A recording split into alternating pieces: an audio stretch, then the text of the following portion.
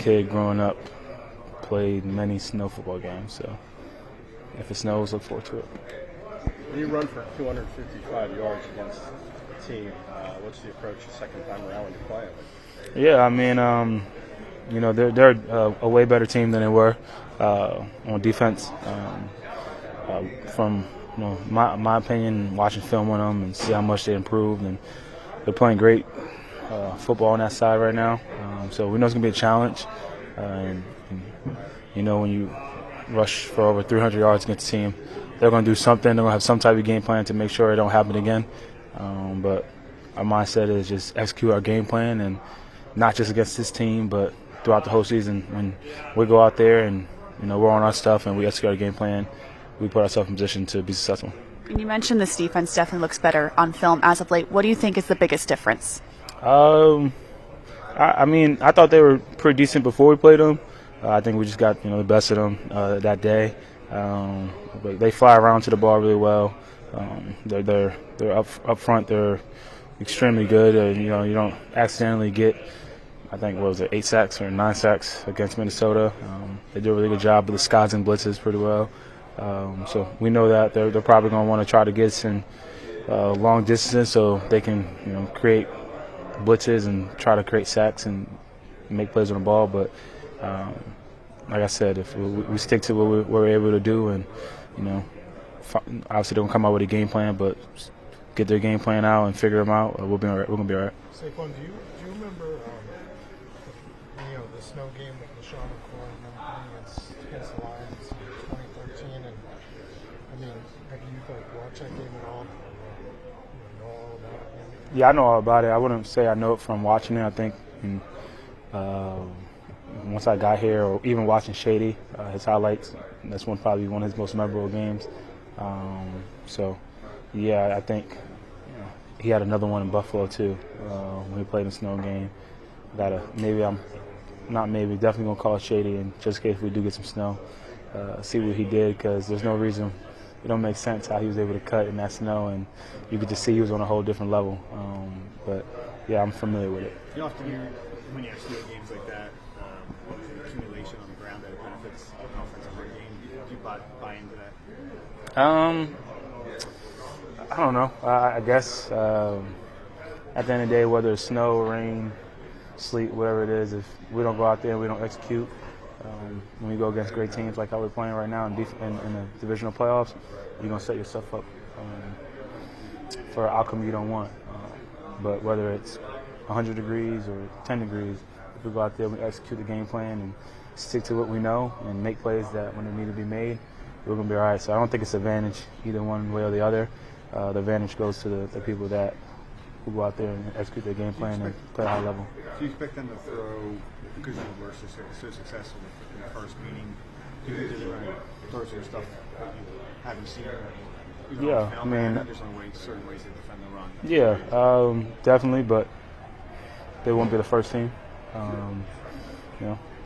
We're one of the best run teams in the league.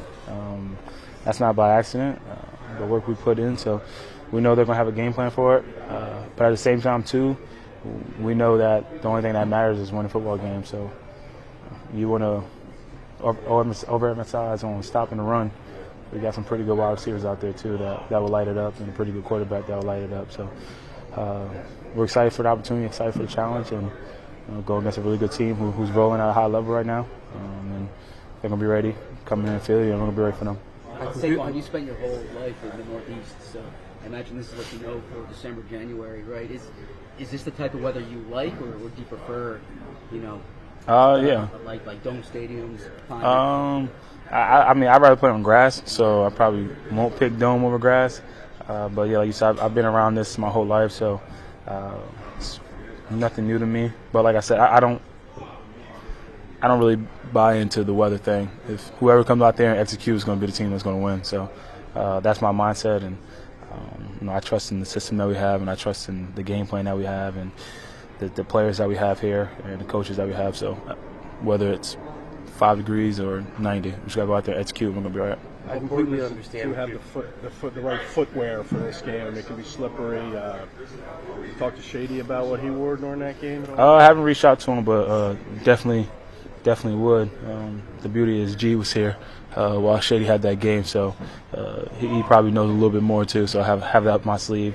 But wherever the weather is, I will make sure that I listen to G and Coach Singleton, because I was stubborn in Green Bay, and the first three plays, I slipped and fell on my head. So wherever they advise, I would definitely be taking their advice there. What were you stubborn about? I didn't want to play in studs against Green Bay. I felt like in the warm-ups, I felt good on my footing on cutting, and then when it actually got to live bullets, 3 plays in a row, I slipped and fell. So they know a little bit more than me in that aspect. That was Brazil, right? That was Yeah. Brazil. Mm-hmm. I completely understand if you're not preoccupied or fixated on what the Rams are saying in the media, but Jared Verse is catching a number of headlines for telling the LA Times that he hates Eagles fans. What are your thoughts? Probably not the smartest thing to say when you're coming to Philadelphia. I've been on the other side, and even if I felt some type of way, probably wouldn't give him any extra fuel. But pretty sure Philly fans seen that comment, and it was already going to be loud and rocking, so just only going to add to it. Yeah, you were on the opposite side there. Divisional round, Eagles 2 years ago. Did you catch anything that you remember from that? Yeah, I mean, just the stuff that they would say. Conversations are a little different now. Now that I have the midnight green on, but it's football. That's how I look at it. You're gonna talk crap, and it's Philly. They're nasty, they're grimy, and I think we represent that too as a team. So we look to show that on Sunday. I think you caught some strays from BG before during the toss too, right? Yeah, BG. That and stuff like that goes a long way. Right from the beginning, you're going out there and on a towing cost, and you got BG chirping at you.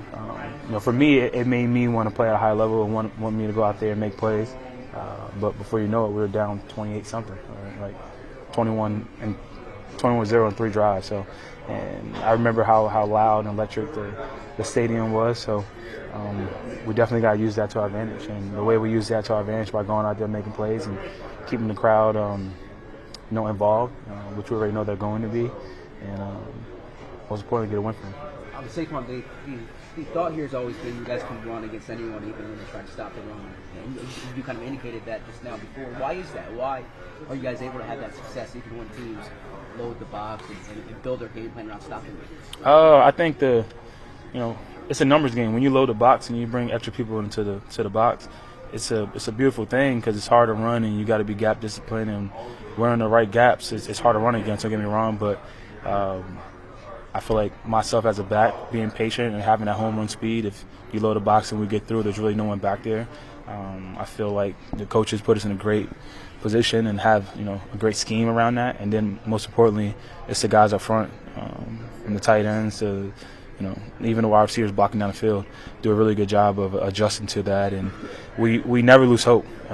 There's been multiple games, where we don't really get stuff popping off until the third, fourth quarter. But it's just the belief that we have in each other that at some point it's going to happen. So I think that goes to the reason why we've been so successful in the run game, and we look forward to continuing that too. Saquon, Jalen was saying the other day, early on you get like a lot of dirty yards, and then pop one.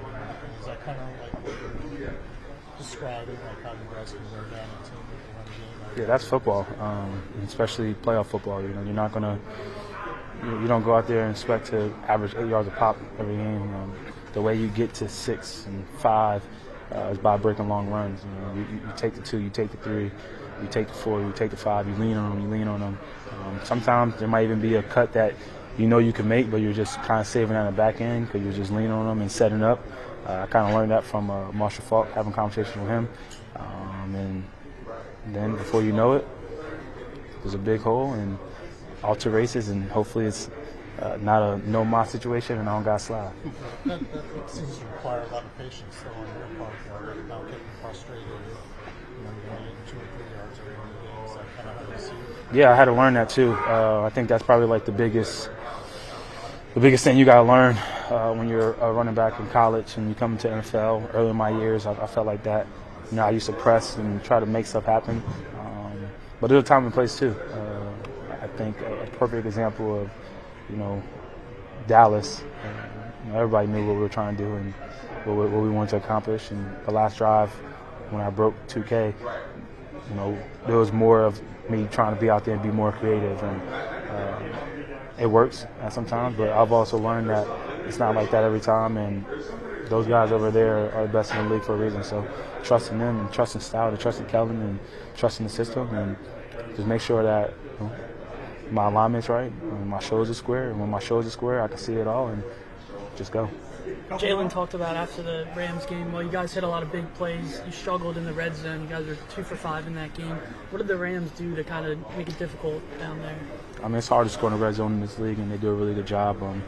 I think they pressure us a little bit down there, and at the end of the day, we didn't execute. When you go back and you look at plays, we could have done a better job of executing down there. We look forward to that. We look forward to that challenge and find ways to get in the end zone. The offensive line, especially this week, has talked a lot about last week. They felt like the communication wasn't where it needed to be, and they've talked about that a lot this season. Have you seen that up and down of communication, and have you seen that maybe improve this week? Yeah, I think I wouldn't just put it on the offensive line. I think as a whole offense, like I said, there's a lot of things we could improve on, and communication was definitely one of those things. And the way you do that is by going to practice, attacking practice, whether it's in walkthrough or, you know, whether it's live reps, and doing that and practicing at a high level. And then now we go in there Sunday and we just let it all come together. So that's the focus, and, you know, we feel like we could have done better last week, and we look forward to that challenge.